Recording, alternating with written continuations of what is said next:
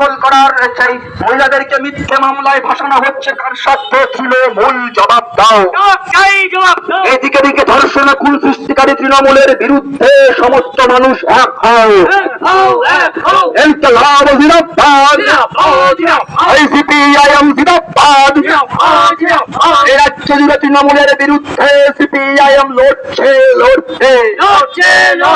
আরজিকর হাসপাতালের ভেতরে ছাত্রী খুন ধর্ষণের বিরুদ্ধে সিপিআইএম লড়ছে। এই বর্তমান সদরের বুকে ছাত্রী খুন ধর্ষণের বিরুদ্ধে সিপিআইএম লড়ছে। এই দিকে দিকে তৃণমূলের বিরুদ্ধে সমস্ত মানুষ এক হও।